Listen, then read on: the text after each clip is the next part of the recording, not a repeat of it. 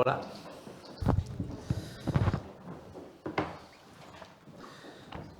Muy buenos días y muchas gracias por su presencia nuevamente esta mañana, en donde daremos cuenta de los principales acuerdos del Consejo de Gobierno, y me acompaña la vicepresidenta de la Junta de Castilla y León con motivo del primero de los puntos de la documentación que les está siendo repartido, que es la estrategia de mayores de Castilla y León.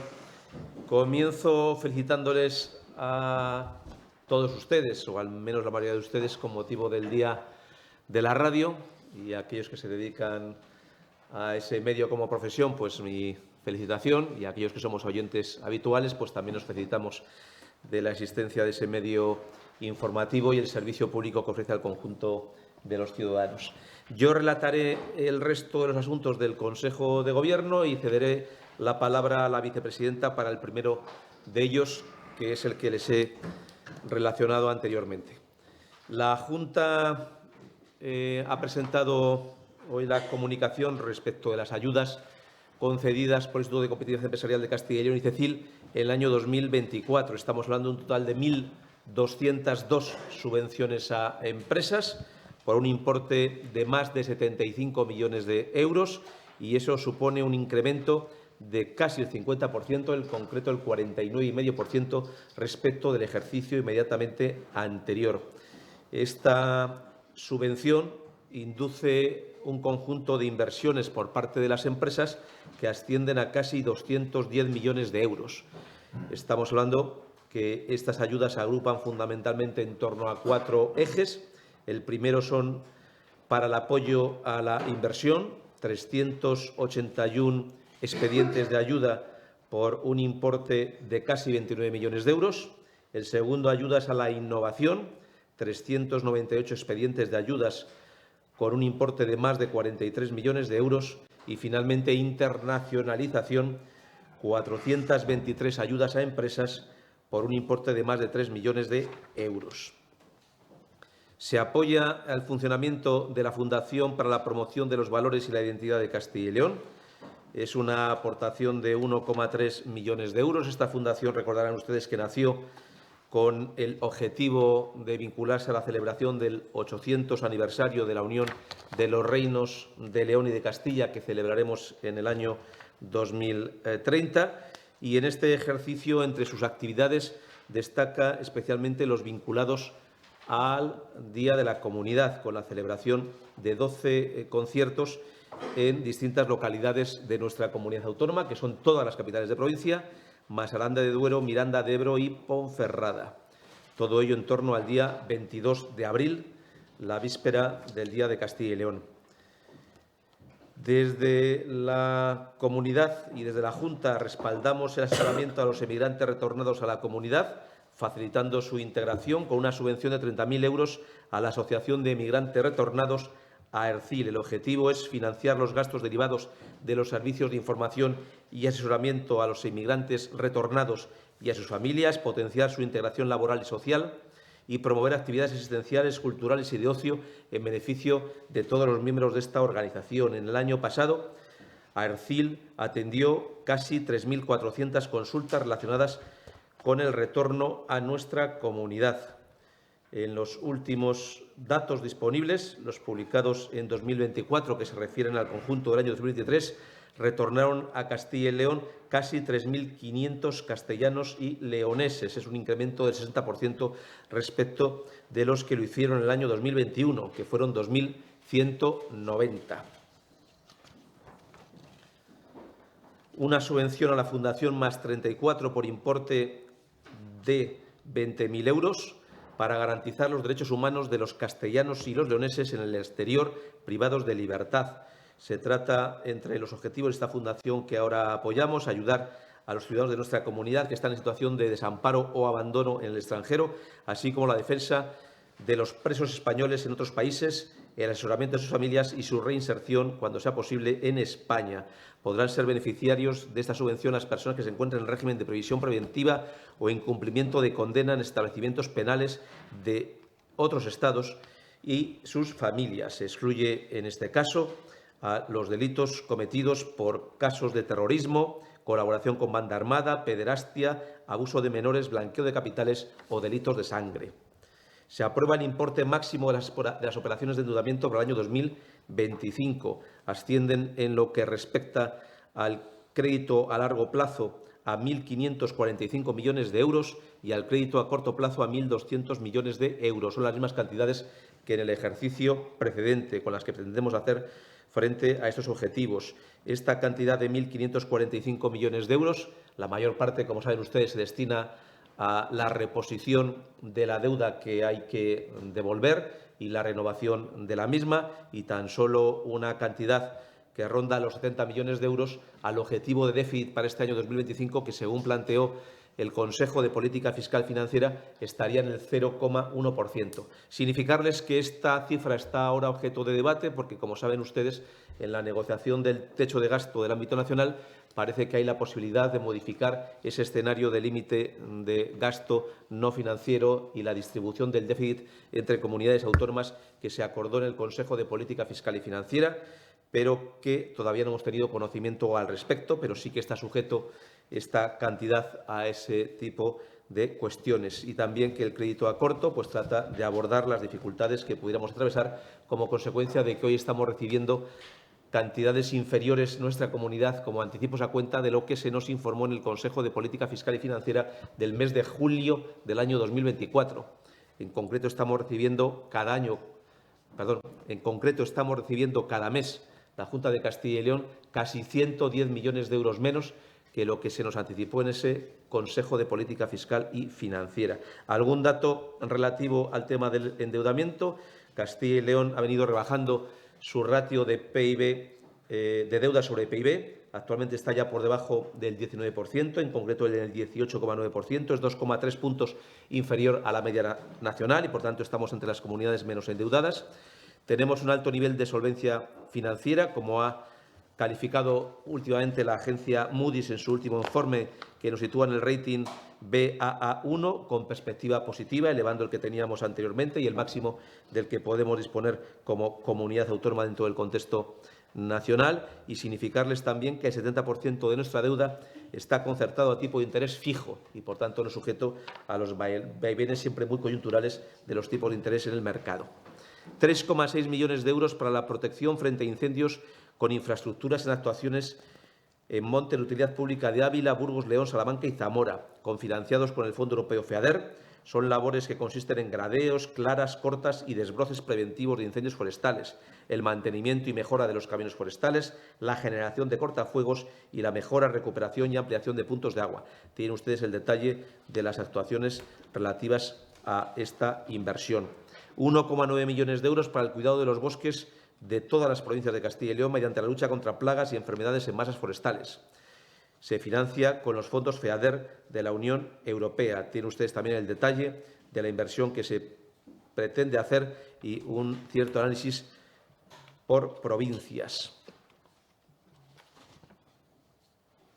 Se va a adecuar la infraestructura viaria forestal en la comarca palentina de Campó con 550.000 euros. También se financia por los fondos de la Unión Europea y se va a permitir mejorar el tránsito de las pistas, la red de comunicación de los montes y la accesibilidad a los mismos, impulsando la cadena de valor de la biomasa y el aprovechamiento sostenible de los recursos forestales en una zona de alto valor forestal. Una inversión se ha aprobado esta mañana de 5,4 millones de euros para el suministro de energía fotovoltaica a 4.000 regantes y 12.000 hectáreas del canal del Pisuerga en Palencia y Burgos. Una inversión de 5,4 millones de euros en energía fotovoltaica que beneficia a estas dos provincias, el canal del Pisuerga, 12.000 hectáreas, 4.000 regantes. Tienen ustedes también los datos. Son 19 municipios de estas dos provincias y se estima reducir entre un 30 y un 40% la factura energética relativa a lo mismo.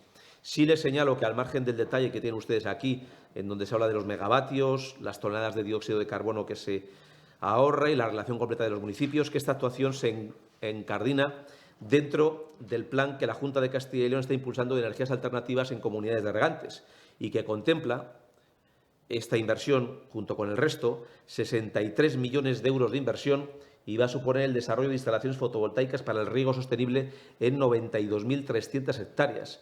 Este dato es un 50% más de lo que se había comprometido inicialmente, que estaba fijado en 60.000 hectáreas. Por tanto, se está avanzando más de lo que se preveía, con el impacto que tiene de ahorro de costes para los regantes, de llegar en mejores condiciones para la competitividad de la agricultura y también de reducción de las emisiones de CO2 a la atmósfera. Se financia la escolarización del alumnado de enseñanzas básicas obligatorias en los seminarios menores y diocesanos de Castilla y León. Es 1.087.000 euros para financiar estos gastos en el curso escolar 24-25 y se hace conforme al acuerdo firmado entre el Estado español y la Santa Sede. Actualmente se encuentran matriculados 386 estudiantes en 7 centros. Tienen ustedes el detalle de todos estos centros y el importe correspondiente a cada uno de ellos. Y, finalmente, 870.000 euros a mejoras de eficiencia energética y de accesibilidad en el pabellón polideportivo del Centro de Alto Rendimiento Río Esgueva en Valladolid. También se financia con fondos europeos y es una actuación que se hace en estas instalaciones para conseguir una mejora de la eficiencia energética, la reducción de demanda energética que se estima está en el 35% de reducción y, además, se prevé una mejora de la accesibilidad en el centro tanto para el público como para los deportistas. Y, sin más, cedo la palabra a la vicepresidenta de la Junta de Castilla y León para que detalle la estrategia de mayores que hemos aprobado esta mañana. Buenos días y muchas gracias, portavoz. Hemos aprobado esta mañana en Consejo de Gobierno la estrategia de mayores, esa estrategia de cuidados de larga duración y, sobre todo, fomento del envejecimiento activo y saludable en Castilla y León. Como ustedes saben, el 27% prácticamente de la población de Castilla y León, 643.000 personas, son mayores de 65 años. Y el compromiso que tiene el presidente Mañueco, el compromiso de la Junta con estas personas, es mejorar la calidad de vida de las mismas, es ofrecer unos servicios de calidad, unos servicios de proximidad, garantizar además esos servicios en el mundo rural de Castilla y León, tan amplio como es en esta comunidad. La estrategia que hemos aprobado hoy moviliza en los 3 años de duración de la misma, del 2025 al 2027, más de 1.800 millones de euros, precisamente en atender a las personas mayores, desde el envejecimiento activo hasta las propias atenciones de dependencia que ellos pueden necesitar. Se centra en 2 aspectos que son fundamentales. Por un lado, se potencia de una manera decisiva el envejecimiento activo, la lucha contra la soledad no deseada o el aislamiento social. Y, por otro lado, se avanza en la transformación del modelo de cuidados hacia esa desinstitucionalización que se está imponiendo tanto a nivel nacional como a nivel de la Unión Europea. ¿Qué significa esto? Que las personas mayores puedan vivir donde ellas quieran vivir, con todos los cuidados que ellos necesiten. Si quieren permanecer en sus domicilios, adaptar los mismos, adaptar las nuevas tecnologías, adaptar los servicios que se les prestan para que puedan permanecer en su domicilio, y si quieren vivir en un centro residencial, que estos sean los más similares a su propia casa, a su propio domicilio, con esos módulos, con esas unidades de convivencia más pequeñitas, entre 12 y 16 personas, que tienen unos servicios de referencia y que además se adaptan a lo que ellos nos van demandando. La estrategia tiene 89 actuaciones en 4 ejes diferentes.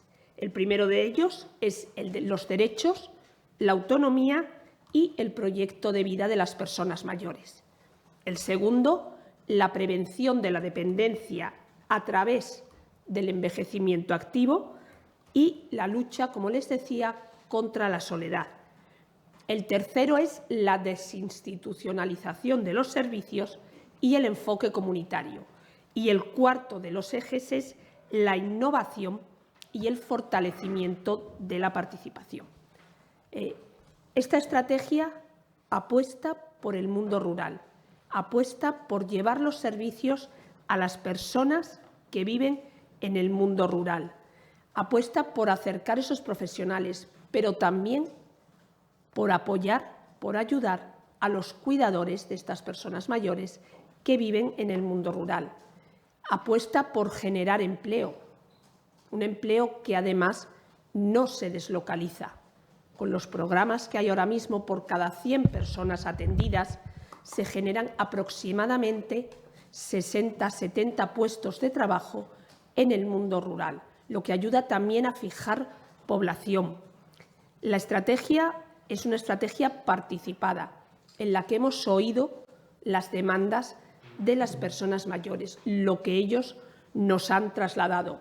Y, desde luego, es una apuesta decidida por la innovación, por las nuevas tecnologías, en este caso, al servicio de las personas mayores. En el eje 1, la estrategia se centra en el modelo de atención centrada en la persona, en poner en valor su proyecto de vida, en dar a conocer programas dirigidos directamente a ellos que lo que promueven es la protección de los derechos de los mayores, en darles a ellos lo que ellos quieren que les demos, lo que ellos nos van demandando, conforme ha sido su vida, conforme han sido sus gustos, conforme han sido sus necesidades.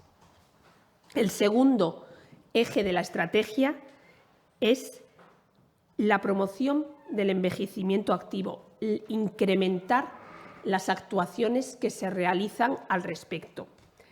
Castilla y León cuenta con el Club de los 60, más de 350.000 socios, entre cuyas actividades está el acceso al patrimonio natural, el acceso al patrimonio cultural, el seguir siendo activos.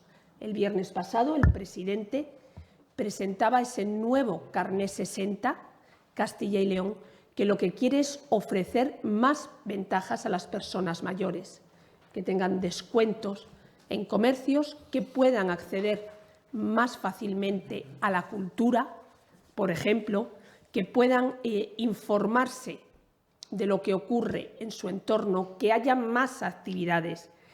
Son 28.194 las plazas que tenemos, por ejemplo, de los viajes del Club de los 60, 6.128 los matriculados en la Universidad de la Experiencia el último año, plazas que se van a incrementar, como dijo el presidente de la Junta de Castilla y León precisamente el viernes pasado.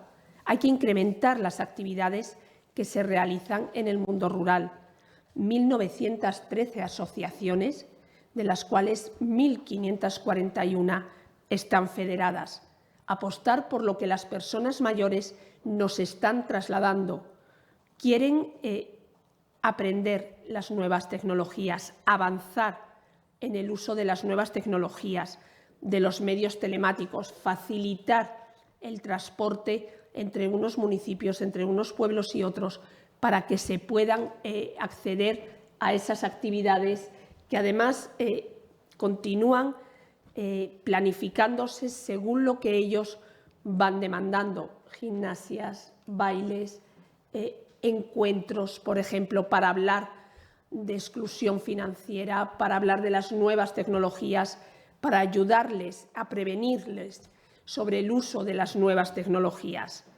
El tercero de los ejes de esta estrategia es consolidar el modelo de desinstitucionalización que estamos poniendo en marcha en Castilla y León, modelo pionero y modelo de referencia a nivel nacional, modelo que se centra en una atención en red, como les decía, en dar a los mayores lo que ellos nos están demandando, bien atendiéndolos en sus propios domicilios. El proyecto A Gusto en Casa ha llegado a 4.575 personas de esta comunidad, actualmente hay 2.569, y el programa Intecum a 2.342 personas. Proporcionarles en su domicilio los apoyos técnicos que necesitan, sillas, andadores, camas, proporcionarles las obras que necesitan para que sus hogares sean accesibles, pero también los asistentes personales, la ayuda a domicilio. Más de 41.000 personas tienen ayuda a domicilio en esta comunidad. La teleasistencia avanzada, 58.688 usuarios de esa teleasistencia avanzada, que lo que hace es un seguimiento personalizado de todos ellos.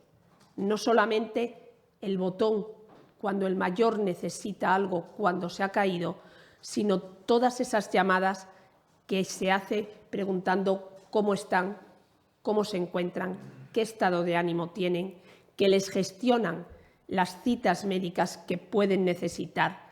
Eso es avanzar en una atención de calidad a las personas mayores de nuestra comunidad. Y, por último, el cuarto eje de esta estrategia es las nuevas tecnologías y la innovación.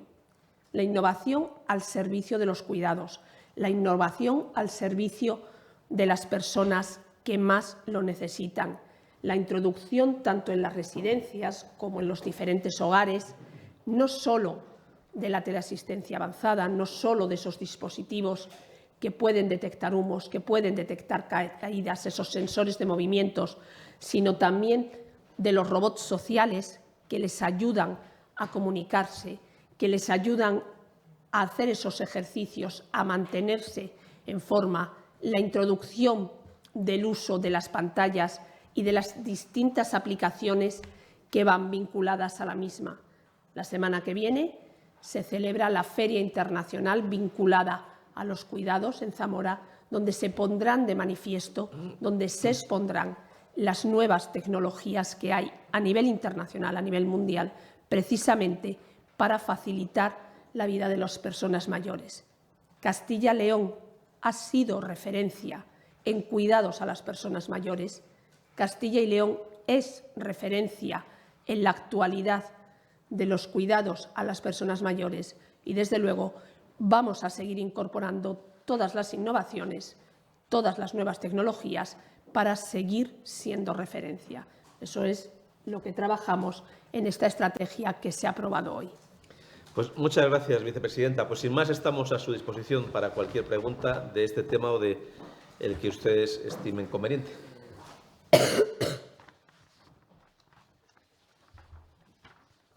¿Quién empieza? Venga, pues empiezo yo. Sí, yo quería preguntar por lo ocurrido ayer en las Cortes con el debate de la Ley sobre Derechos al Final de la Vida. Le quería preguntar si la Junta se plantea ahora registrar de nuevo un proyecto para regular esta materia.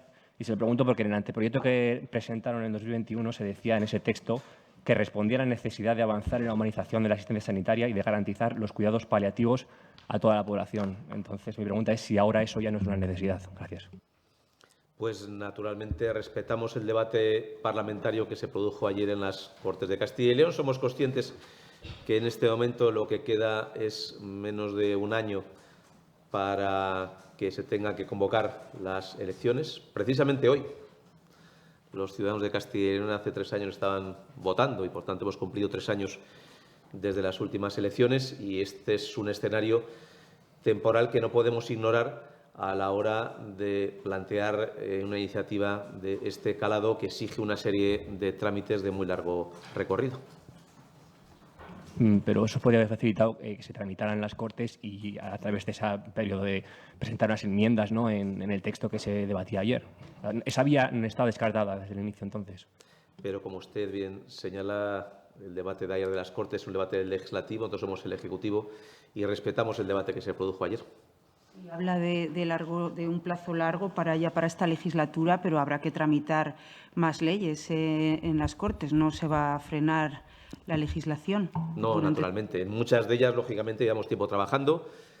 Estamos ya con los borradores avanzados, con muchos de los informes hechos y se podrán llegar a presentar en las Cortes de Castilla y León, pero también somos conscientes que en aquellas normas donde el recorrido no se hubiera iniciado, pues el plazo que contamos pues es más limitado y, por tanto, nos centraremos especialmente en aquellas que ya llevamos un recorrido hecho en el trabajo interno, con la redacción, con los documentos, con los informes de las consejerías y luego, posteriormente, para someterlo al dictamen del Consejo Consultivo, si fuera necesario del Consejo Económico-Social, el Gobierno abierto. Ya saben ustedes que en Castilla y León la legislación en materia normativa y de elaboración de leyes es muy garantista, muy participativa. Siempre damos lugar a este trámite de audiencia del conjunto de la población y eso es algo que siempre queremos respetar. Sí, pero entonces, ¿están de acuerdo en el fondo de que es necesaria una ley para garantizar los derechos al final de la vida? ¿O simplemente es por la cuestión formal de que no queda tiempo para tramitarlo? Sino si están de acuerdo en el fondo de que es necesaria este anteproyecto que ya presentaron, por otro lado, en el 21. Estamos de acuerdo en que hay que siempre garantizar la mejor atención sanitaria y social a todas las personas que tienen especiales dificultades y también pues, garantizar las decisiones de los pacientes y de los profesionales sanitarios en el ámbito que les corresponde y, por tanto, los ámbitos normativos que lo regulen en las mejores garantías y del derecho de todos ellos.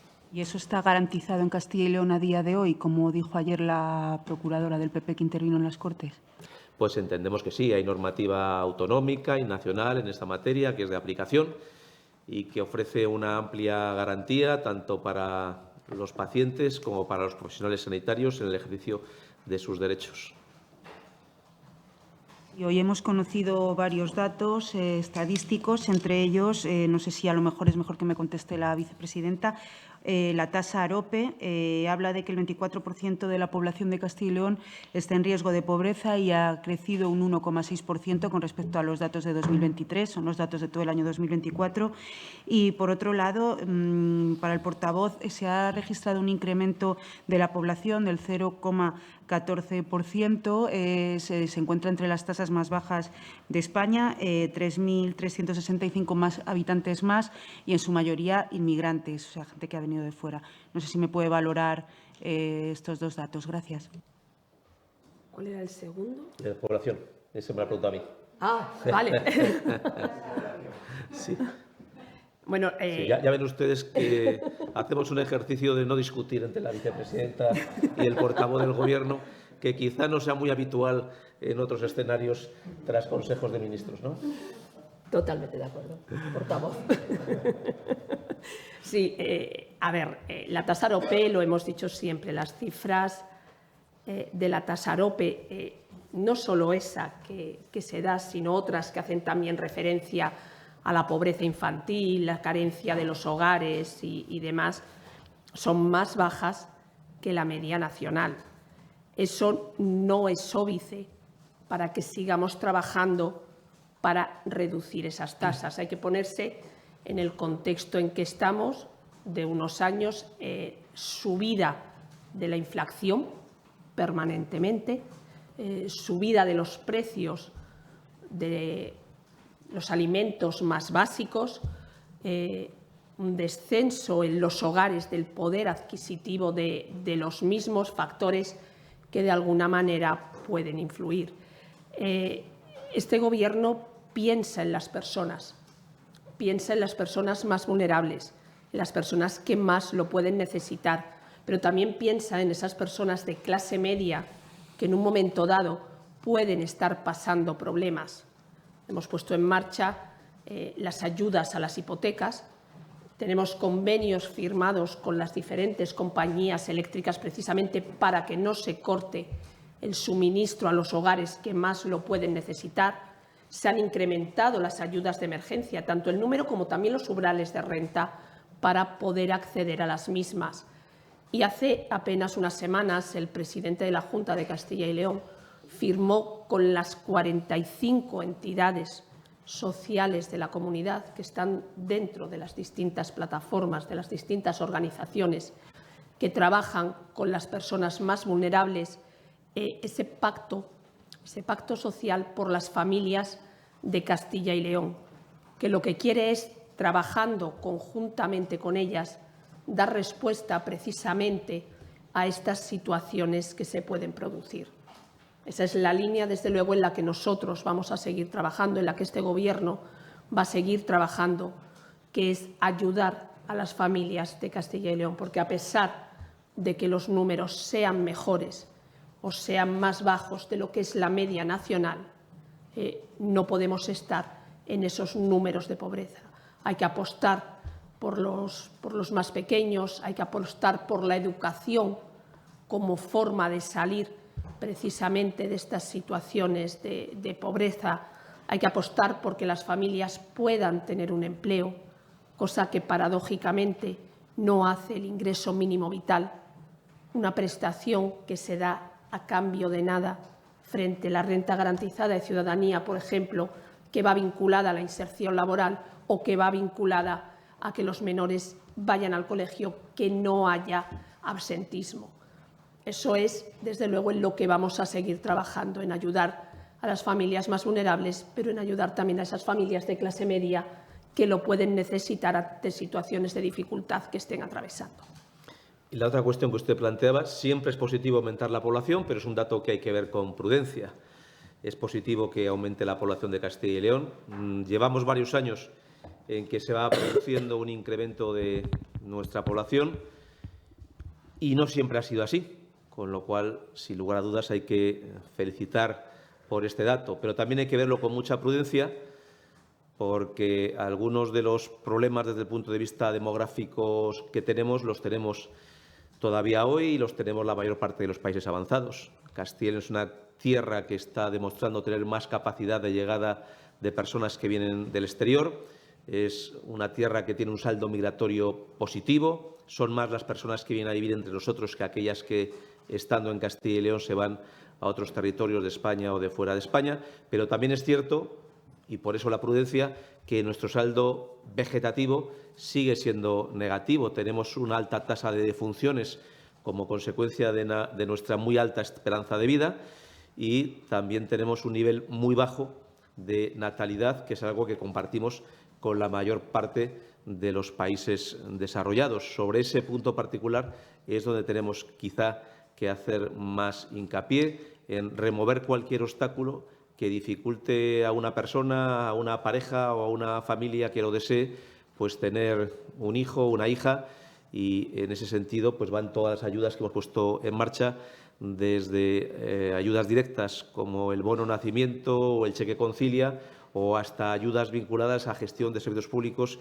como es el hecho de haber puesto ya gratuito en Castilla y León la educación de 0 a 3 años. Ya que, Sí. sí, ya que antes lo ha mencionado de forma irónica, sí que me gustaría que valoraran un poco la situación del Gobierno después de ese enfrentamiento que se evidenció en la rueda de prensa del Consejo de Ministros y ante las discrepancias que existen sobre la tributación del salario mínimo interprofesional una vez que se produzca la subida.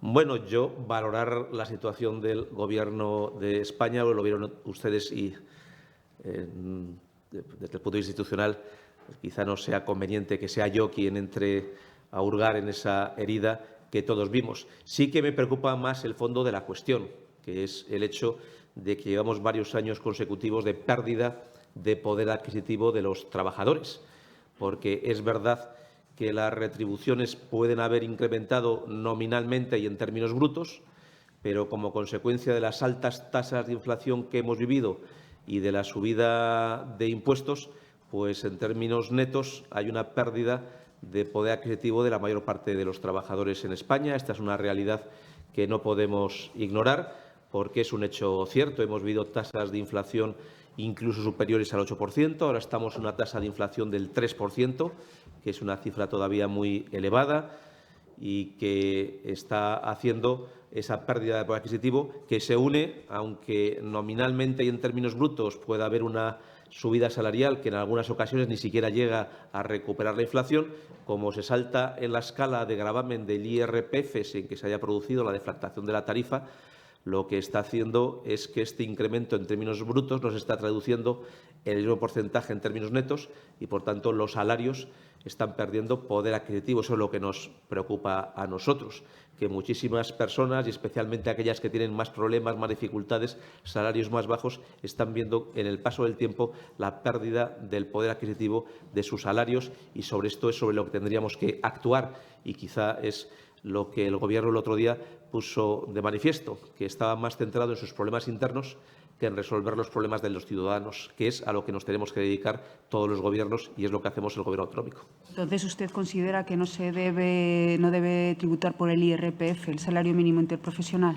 Ya saben ustedes, nosotros somos partidarios siempre de ir reduciendo la carga impositiva, especialmente en los tipos más bajos y en los tramos de menor nivel de renta. Y lo digo no solamente como filosofía general, sino también lo hemos puesto en práctica. Hemos reducido el tipo mínimo de gravamen del IRPF en Castilla y León en el tramo autonómico. Lo queremos seguir haciendo en el futuro inmediato porque somos conscientes que estas altas tasas de inflación están perjudicando muy gravemente a las personas con menos recursos y están saltando la escala de muchos de ellos. Saben ustedes que nosotros tenemos hoy en día un tipo de gravamen en el IRPF, en el tramo mínimo, que es 1,5 puntos inferior que lo que tienen otras comunidades autónomas, que somos la segunda comunidad autónoma de España con los tipos de gravamen de IRPF más reducidos en nuestro tramo autonómico, que es sobre el que podemos actuar. Y lo hemos planteado varias veces también en las Cortes de Castilla y León, la necesidad de seguir profundizando en esa dirección. El nuevo presidente de la Junta de Castilla y León, en el debate del Estado de la Comunidad, lo anunció en el último año y esa es la dirección en la que queremos seguir actuando y reduciendo progresivamente el tipo mínimo de gravamen del IRPF para mejorar la tributación, reduciéndola de las personas con menor nivel de renta.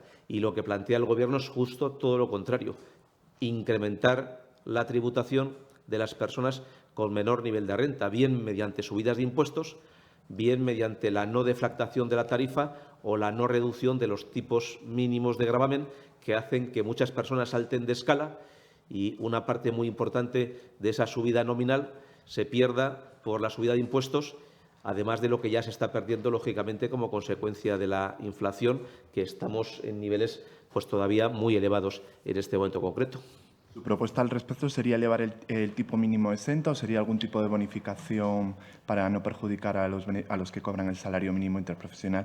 Y luego quería preguntarle también a la vicepresidenta, no sé si le ha sorprendido la oferta de Carlos Martínez, el nuevo secretario general del PSOE, de pactar la nueva ley de violencia de género. Les ha planteado llegar a un acuerdo en ese sentido.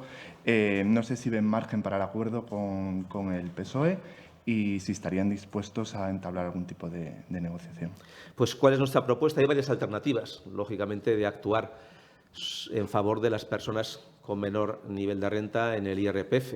Una es la que se ha hecho siempre, ir elevando los mínimos exentos, las cantidades por las cuales no hay que presentar la declaración, o ir elevando los mínimos familiares que garantice que se reduce la base imponible y, por tanto, la tributación de las personas con menor nivel de renta, ir incrementando el tamaño de los tramos mínimos para alcanzar a más personas e ir recuperando el nivel de inflación, o bien reducir el tipo de gravamen de esos tramos mínimos. Nosotros, si hemos actuado en Castilla y León por esta última opción, que es la que hemos aplicado en el tramo autonómico, también es porque no tenemos capacidades en algunas de las otras cuestiones.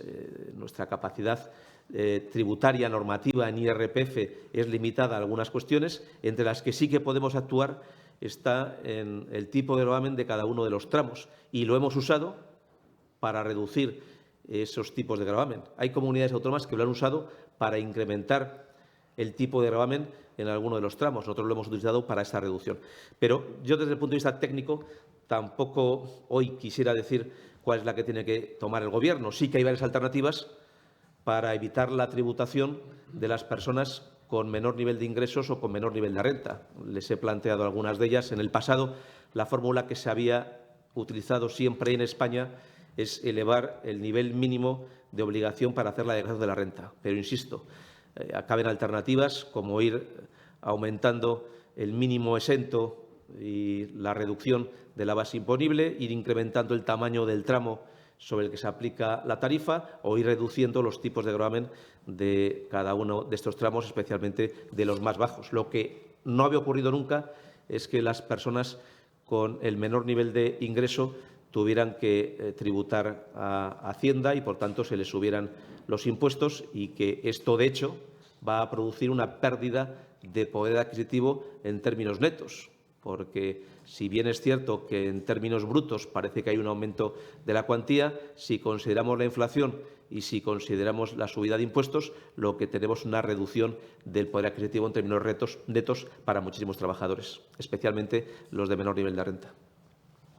Sí, respecto a su pregunta, yo quiero recordar que el pasado 2 de diciembre, en sede parlamentaria, el presidente Mañueco fue el que ofreció ese consenso ante la Ley de Violencia de Género que se iba a tramitar. La respuesta del Partido Socialista, en aquel caso, fue presentar una proposición de ley. La respuesta del 11 de febrero es que quieren llegar a un acuerdo sobre la ley que el Gobierno ha presentado. Por cierto, una ley que surgió del diálogo social, del acuerdo con el diálogo social, del acuerdo con las entidades que trabajan con las mujeres víctimas de violencia machista, las entidades del tercer sector, una ley que recoge las aportaciones también de las entidades locales, de ayuntamientos, de diputaciones al respecto, que tiene el informe favorable del Consejo Económico Social, del Consejo Consultivo, es decir, una ley de consenso. ¿Cuál es nuestro objetivo? ¿Cuál sería nuestro deseo? Y lo hemos repetido muchas veces, que la ley saliera por unanimidad en las Cortes, que pudiera tener el apoyo de todos, porque en el fondo es una ley que lo que pretende es proteger a las mujeres de Castilla y León. Es una ley pionera, es una ley que contempla los diferentes tipos de violencia nuevos que van surgiendo, la violencia vicaria, la violencia digital a través de las redes o la violencia que se ejerce contra los familiares, contra los amigos. Es nuevamente una ley pionera en materia de violencia machista.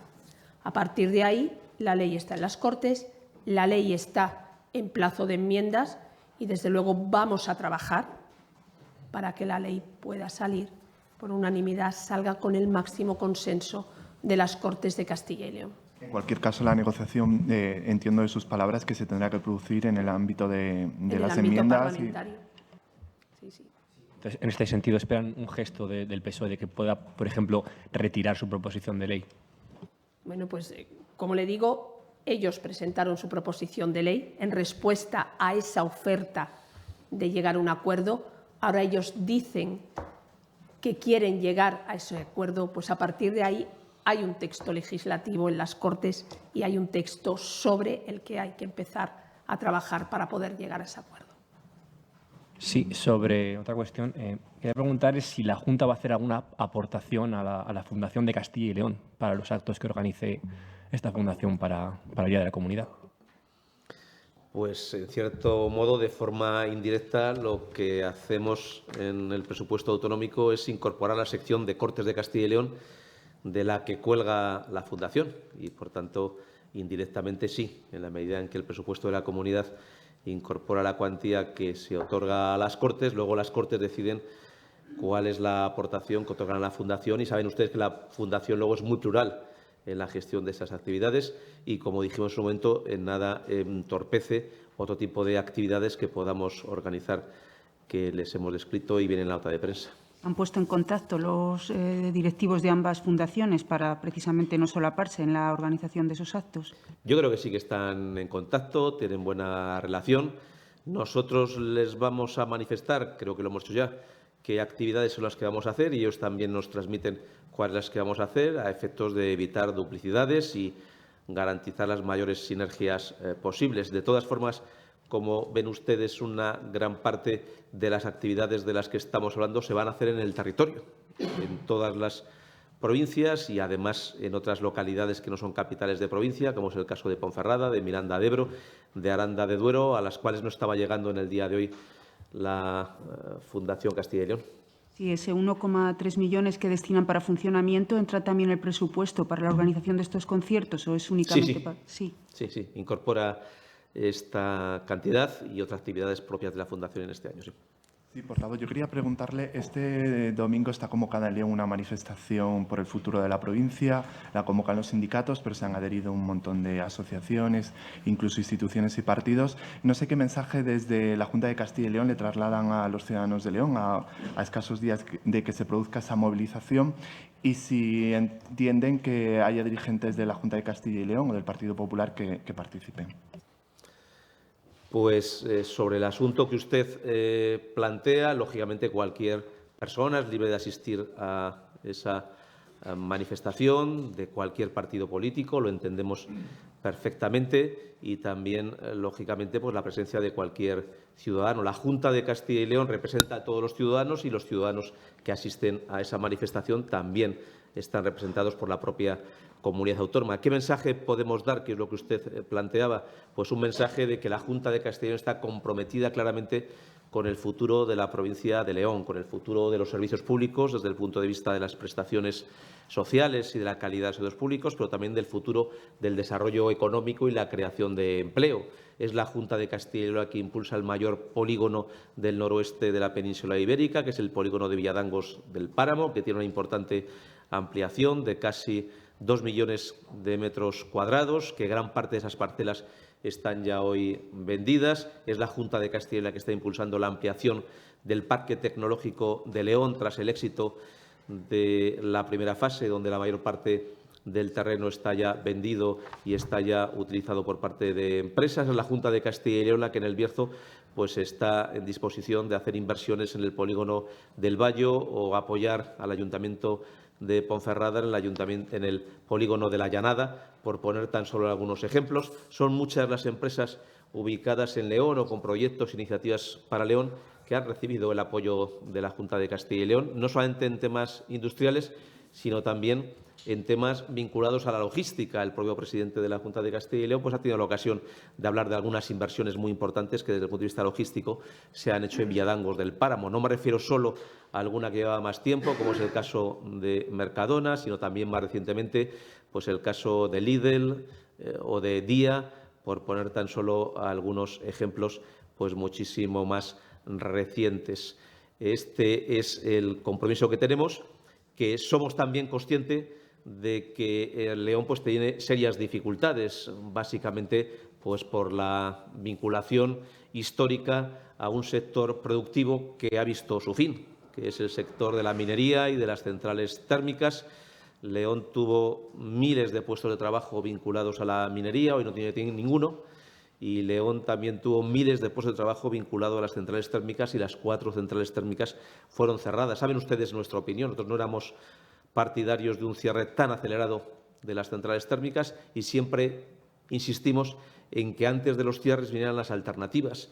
Desgraciadamente, al final fue una decisión ideológica la que motivó este cierre precipitado y el perjuicio para el empleo, para la actividad productiva, para el PIB de León como consecuencia del cierre, de la finalización abrupta de una actividad productiva que ha sido siempre generadora de riqueza y de empleo en una provincia tan importante como la provincia de León. Buenos días. Me gustaría una valoración suya de la reunión preparatoria que hubo ayer del Consejo de Política Fiscal y Financiera, si salen más contentos, menos contentos de esa reunión y cómo afrontan esta reunión que va a ser dentro de 13 días exactamente. Gracias.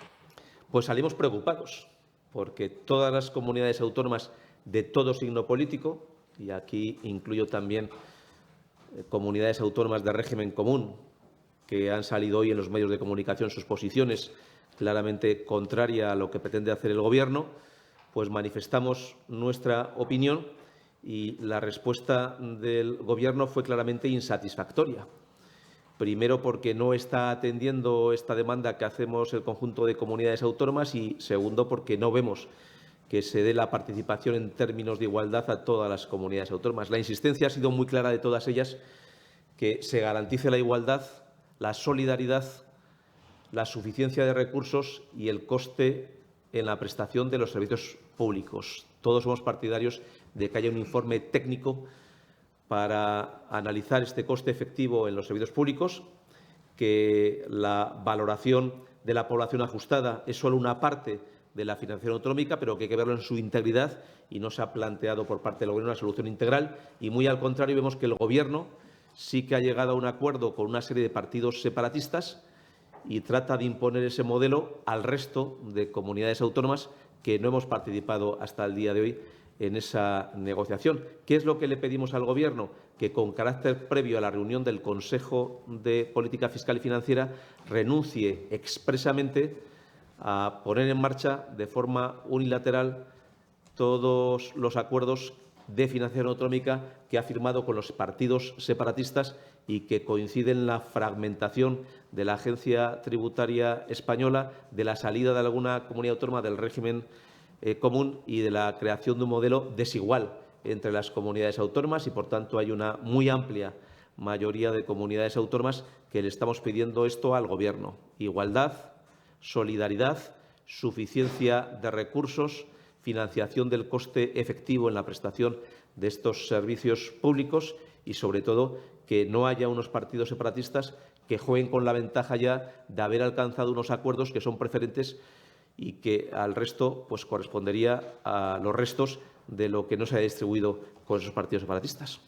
Buenos Sí, días. hola, ¿qué tal? Buenos Sí. días. Yo quería preguntarle a la vicepresidenta por un posible centro de acogida de migrantes que el Gobierno quiere abrir en la residencia San Juan de Sahagún, en Salamanca. Bueno, primero saber si podría confirmar que efectivamente se le va a dar ese uso, si el Gobierno ha tramitado ante la Junta la solicitud de apertura y, de ser así, también me gustaría saber si ese proyecto podría no llevarse a cabo por incumplir una orden autonómica que limita el número de personas que pueden acoger este tipo de centros. Esta orden habla de unos 120 migrantes personas y creo que el proyecto habla de acoger a unos 400 migrantes. Y, bueno, no sé si nos puede hablar un poco de esta normativa que se aprobó en octubre y desconocíamos. Sí. A ver, no tenemos conocimiento oficial por parte del Gobierno, pero estamos acostumbrados por parte de este Gobierno a enterarnos de sus intenciones por los medios de comunicación. Fíjese que, lo decíamos antes, se enteran hasta sus propios socios de Gobierno de lo que quieren hacer a través de los medios de comunicación. Si hablamos de política migratoria, el Gobierno no tiene una política migratoria y se lo llevamos reclamando mucho tiempo. Es necesario un control de fronteras, es necesario poner medidas encima de la mesa, es necesario actuar en los países de origen. Por contra, el Gobierno, y lo decía ahora el portavoz hablando de la política fiscal, recurre siempre a la imposición y recurre siempre a las cesiones a sus socios. Pasa en la política fiscal y ocurre lo mismo en este tema, ocurre lo mismo en esta materia. Si ustedes recuerdan, el verano pasado el Gobierno quería imponer en Castilla-La Mancha, precisamente en el aeropuerto de Ciudad Real, que acogiera en barracones a personas inmigrantes procedentes, en este caso de Canarias, procedentes de esos países.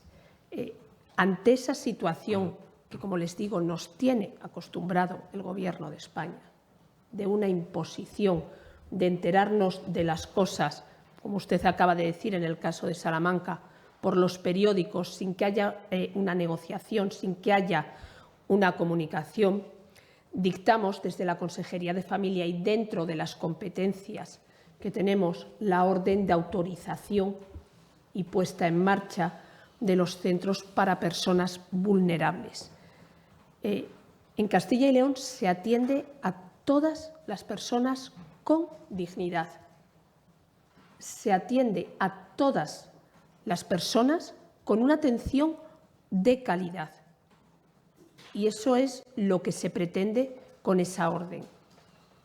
Que los centros, que los servicios que se presten, en este caso a las personas migrantes, tienen que ser de calidad, tienen que ser dignos. Se limita el tamaño, efectivamente, a 120 personas por centro, dentro de lo que se está haciendo con todos los centros de la comunidad, de personas mayores, de discapacidad. Se apuesta por las viviendas, se apuesta por intentar la integración de las personas, se apuesta por darles los mejores servicios. En esa orden también se pone de manifiesto que los municipios donde vayan estas personas tienen que tener los servicios sociales, tienen que tener los CEAS, por ejemplo, para facilitar su integración social.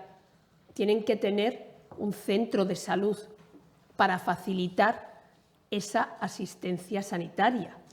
Esto se lo hemos comunicado ayer por carta a la ministra, porque entendemos que con lo grande que es España puede haber desconocimiento de las distintas normativas autonómicas.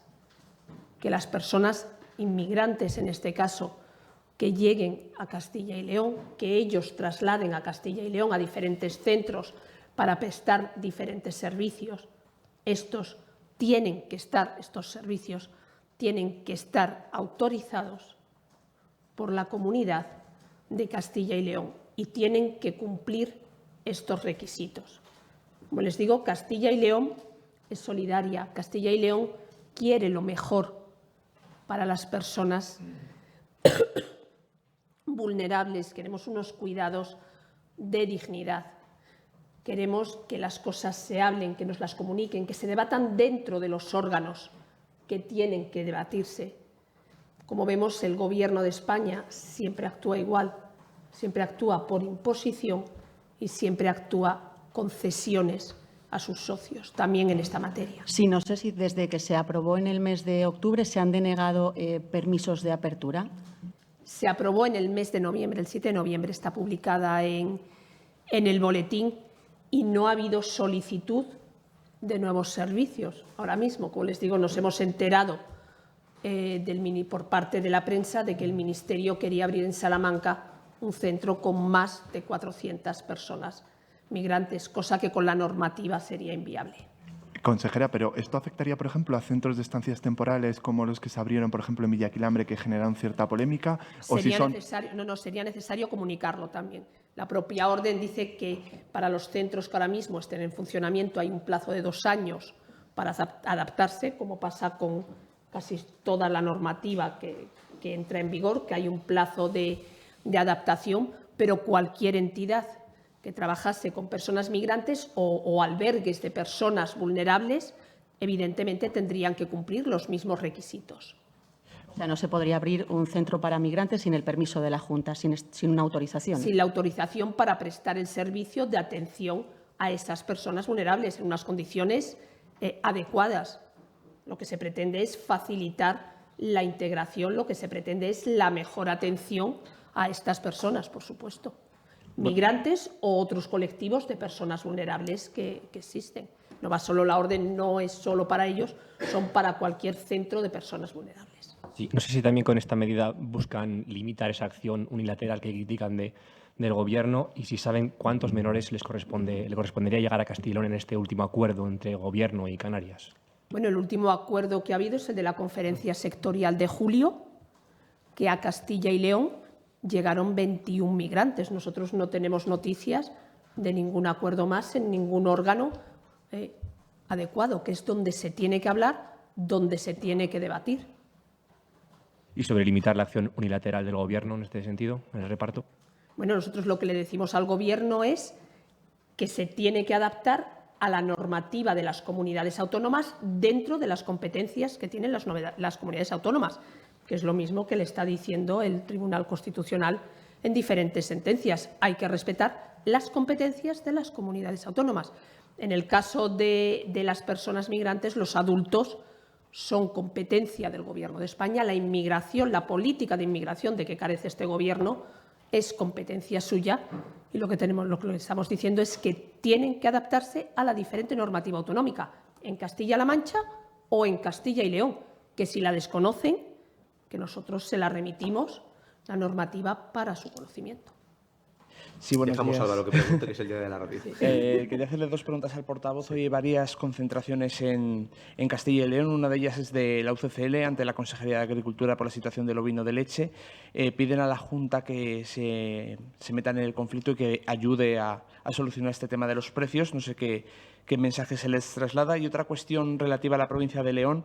Las juntas vecinales de Bavia han anunciado que van a acudir a la Fiscalía para que se investiguen posibles delitos en el conflicto que mantienen con Mieres a costa de los pastos del puerto de Pinos, en León. Dicen que la última sentencia judicial a su favor podrían existir ilícitos penales ante esta situación. Mañana el Ayuntamiento de San Emiliano va a pedir una reunión al presidente de la Junta para pedirle la expropiación inmediata de los terrenos. No sé si se va a aceptar esta reunión y qué mensaje se les manda también a estas juntas vecinales desde la Junta. Gracias.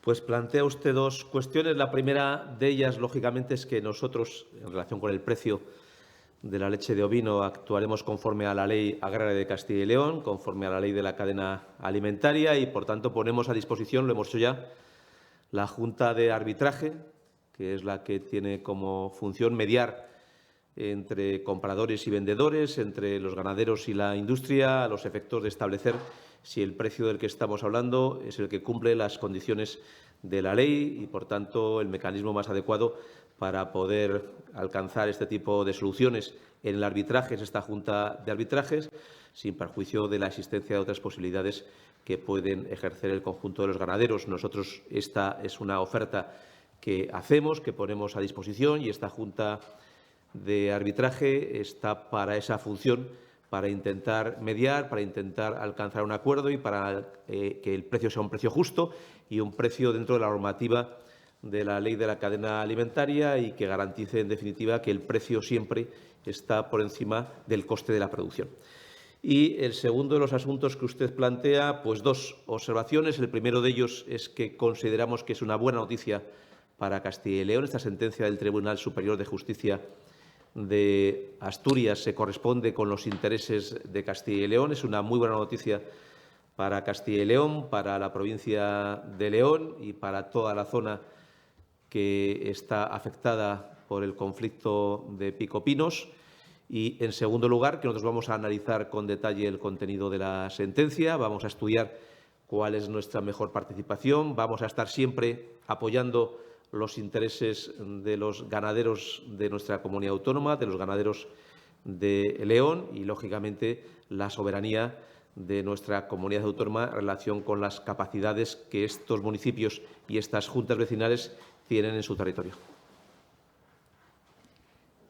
Si no hay más preguntas, vamos a abrir, como siempre, el turno con aquellos compañeros que nos siguen desde otras provincias. Lo vamos a iniciar en Soria, con Soria Noticias y con Encarna Muñoz. Cuando quieras, Encarna, adelante. Hola, buenos días. Me gustaría conocer, en primer lugar, qué planes tiene la Junta respecto a la vigilancia contra incendios en la comunidad.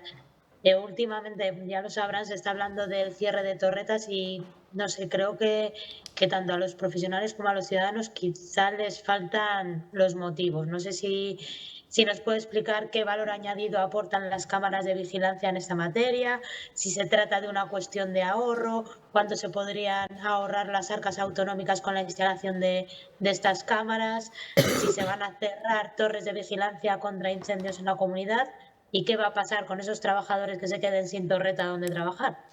Y, en segundo lugar, las Cortes han aprobado recientemente de forma unánime la reforma del Centro de Salud de Almazán y no sé si nos puede decir cuál es ahora el siguiente paso, cuánto tiempo puede pasar hasta que esta reforma sea una realidad. Muchas gracias. Pues gracias. Gracias a usted. Estaba consultando una pequeña información, efectivamente. Respondo a las dos cuestiones que creo que son las que ha planteado. El primero es el que tiene que ver con las torres de incendios. Nosotros garantizamos que este año va a haber más personal en materia de extinción de incendios que el que teníamos hasta ahora. El personal que está en las torres de incendios no solamente no se va a ver afectado negativamente, sino positivamente, porque de hecho está trabajando. Frente a lo que ocurría en ejercicios anteriores, que eran unos pocos meses, se le amplía el periodo de trabajo y, por lo tanto, van a trabajar más tiempo. Puede ser que a algunos de ellos en funciones añadidas en función del tiempo y el momento y del desarrollo tecnológico. Por tanto, aquí la preocupación desde el punto de vista del servicio público y social no debe existir, porque no va a haber un ahorro, todo lo contrario, va a haber más tiempo de contratación de estas personas y no va a haber ningún riesgo social de renunciar a este personal, que es muy valioso, muy capacitado. Lo que queremos también es la posibilidad de otorgarles, si es necesario, pues nuevas funciones, nuevas capacidades y nuevas actividades, toda vez que además van a estar más tiempo. Es verdad que las nuevas tecnologías nos permiten incorporar cámaras de seguimiento de incendios.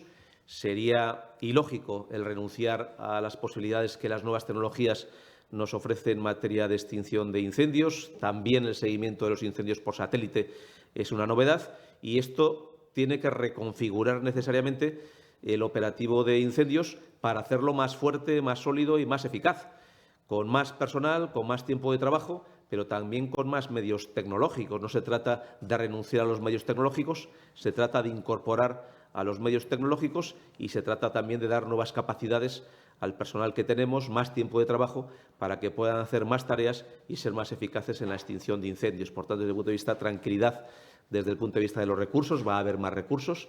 Tranquilidad desde el punto de vista social, se les va a seguir contratando y por más tiempo. Y tranquilidad desde el punto de vista de la eficacia, porque van a hacer nuevas actividades añadidas a las que tenían y, además, con más medios tecnológicos, porque nadie entendería que si podemos disponer de cámaras, renunciemos a las cámaras como un instrumento más, no el único, que ayuden en la extinción de incendios y en la detección precoz de los mismos. Y, en segundo lugar, preguntaba por los planes en relación con el Centro de Salud de Almazán. Ya se ha aprobado el plan funcional de ampliación y reforma, esto ya está aprobado. Y el siguiente paso, que es el que usted pregunta, va a ser sacar a licitación la redacción del proyecto de ampliación y reforma, cosa que haremos con carácter lo más inmediato que podamos, ¿no? El siguiente paso, por tanto, una vez definido todo el contenido de los pliegos de prescripciones técnicas y administrativas, es sacar a la licitación la redacción del proyecto de ampliación y reforma del Centro de Salud de Almazán. Y nos vamos ahora a León. Allí tenemos a Carlos Domínguez de iLeón. Adelante, buenos días, Carlos. Hola, buenos días. Hola, buenos días. Tenía dos cuestiones, dos dudas o dos matices respecto al orden del día del Consejo de Gobierno. En una de ellas ha preguntado, pero no me ha quedado del todo claro respecto a esa aportación que se ha aprobado de 1.300.000 euros para la Fundación de Promoción de los Valores e Identidad de Castilla y León. Esta cuantía he entendido que incorpora dentro del 1.300.000 euros la cantidad que se vaya a destinar para la celebración, digamos, descentralizada del próximo 23 de abril, de la fiesta de la comunidad. El año pasado, solo para esta fiesta, se nos dio la cifra de un coste para la Junta para la Junta a través de la Fundación, de 575.000 euros. Ahora lo que se aprueba para gastos de funcionamiento de esa misma Fundación es 1.300.000. Quería saber si se tiene más o menos cuantificado si la cifra de la organización de todos los eventos que se anuncian en las capitales de provincia y en el resto de las localidades va a rondar esa cantidad, y si, que se trata de más del doble del dinero del año pasado, bastante más del doble, y si a qué se va a destinar el resto del dinero que no irá a sufragar esas celebraciones. Por otro lado, también me ha llamado la atención la aprobación de subvenciones a la educación en seminarios. La Iglesia Católica se ha reducido drásticamente, sí, de 1.600.000 a 1 millón. La nota que nos han enviado hoy, esas aportaciones para la escolarización obligatoria de los alumnos en estos seminarios, y de hecho de 13 seminarios que se contabilizaban el año pasado, se reduce también a 7 los que se subvencionan. Quería saber si hay una explicación para ese descenso, tanto en la cuantía como en el número de centros que se ven subvencionados por esta vía. Y para abundar la pregunta que había hecho un compañero respecto al conflicto en el puerto de Pinos, el conflicto en ese territorio que es propiedad de Mieres, pero que está dentro de la Comunidad Autónoma de Castilla y León, de la comarca de Babia. Por primera vez, la sentencia a la que hacía mención el compañero habla muy directamente de la posibilidad de expropiar, de la lógica de expropiar ese terreno y que deje de haber una situación que la sentencia considera que es anacrónica y que además provoca que el comportamiento, y leo textualmente, protagonizado por el Ayuntamiento de Mieres año tras año, vulnera el principio de lealtad institucional. Y es ahí donde incorpora por primera vez la sentencia que, de persistir esa actitud de Mieres, supondrá, sin duda, leo, la expropiación en beneficio del Ayuntamiento de San Emiliano de los citados montes, dada su naturaleza patrimonial. La pregunta es muy directa, muy clara. ¿Está dispuesta la Junta de Castilla y León a abanderar ese proceso que se reclama cada vez más y ahora refrenda una sentencia de expropiar ese territorio para que se vuelva a la normalidad de que corresponda íntegramente y patrimonialmente a la Comunidad de Castilla y León? Gracias. Pues muchas gracias. Plantea 3 cuestiones. Una de ellas que pide la explicación en relación con el motivo por el cual algunos de los seminarios que el año pasado sí figuraron en la nota de prensa, esta vez no figuran. Seguramente la hay la explicación, pero yo no la tengo. Y si la pudiéramos tener a lo largo de la comparecencia ante ustedes, pues se la ofrecería. Seguramente el motivo es porque irá en otro Consejo de Gobierno y porque a lo mejor algunos seminarios han presentado ya la documentación completa y no ha sido oportuno esperar a tenerla de todos para ir avanzando en aquellos que sí la habían completado. Pero si más adelante a lo largo del día, de esta sesión, dispongo de esa información, se la podemos ofrecer y si no, pues se la podemos ofrecer singularmente a usted. El resto de las 2 cuestiones sí que profundizaré. Efectivamente, el importe es algo mayor que el año pasado. Incorpora, como bien señala usted, las cantidades correspondientes a las actividades en torno al Día de la Comunidad, no necesariamente en el día 23 de abril, porque en torno a esta cuestión recuerdan ustedes que siempre hay un debate en donde pareciera que extender actividades en todo el territorio de la comunidad va en perjuicio de la posibilidad de Villalar. Yo creo que, además, el año pasado se demostró claramente que no fue así, que las actividades que hizo la Junta de Castilla y León tuvieron una amplia afluencia de público y eso no restó tampoco público de asistencia habitual a lo que es Villalar. Pero la idea nuestra es también, para evitar ese conflicto, que no necesariamente esas actividades de la Fundación tengan que ser fuera de Villalar y extendidas por todo el territorio en el mismo día 23 de abril y que el conjunto de la comunidad puede disfrutarlas y también, si quieren, pues puedan ir a Villalar ese día. Efectivamente, la idea es celebrar actividades en todo el territorio. La Fundación ofrecerá información detallada en torno a estas actividades y el coste de las mismas, que lógicamente van a ser de más ambición y de más calidad, si cabe, que en la edición precedente, y va a justificar también el esfuerzo que se hace y, por tanto, en la espera de que se pudieran detallar la concreción en todas y cada una de las sedes, que son 12 en el territorio de Castilla y León, pues lógicamente está la reserva de los recursos que hemos hablado. En la provincia de León son 2 fundamentalmente las sedes, que es León y Ponferrada, y allí les comentaremos las actividades que se van a realizar en cada una de ellas, a los cuales están invitados a asistir el conjunto de los ciudadanos. No es una celebración que tenga un contenido político, es una celebración que tiene un contenido cultural, social, de participación, de festividad y, por tanto, desvinculado absolutamente a cualquier otro tipo de debate y de consideración más allá de lo que es la fiesta que tienen derecho a celebrar el conjunto de los ciudadanos. Junto a esto, es verdad que la Fundación tiene algunas otras funciones.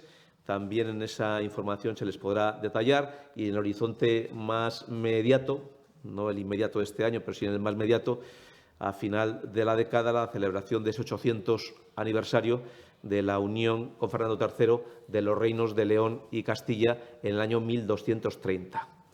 La segunda cuestión, Puerto de los Pinos y, por tanto, la sentencia del Tribunal Superior de Justicia de Asturias.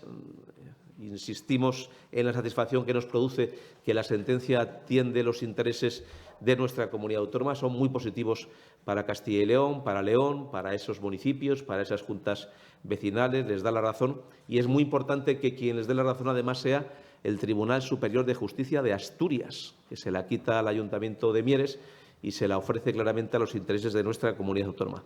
A partir de ahí, en relación con esto, es un éxito y luego vamos a ver todas las alternativas que tenemos ante nosotros. La que usted plantea es una de ellas, no es la única, pero también tenemos que tener en cuenta que el conjunto de las administraciones de Castilla y León, bien sea la Junta, la Diputación, los ayuntamientos, las juntas vecinales, tenemos competencias en el ámbito de nuestro territorio que no necesariamente se aplican sobre aquellos bienes que son titularidad de esas administraciones públicas. Nuestras competencias de actuación es sobre el conjunto del territorio, sea o no titularidad ese terreno de la Junta de Castilla y León, de un particular o de cualquier otra naturaleza, y, por tanto, a explorar todas las vías que nos permitan aún más garantizar los intereses de los ganaderos de Castilla y León, que queremos proteger.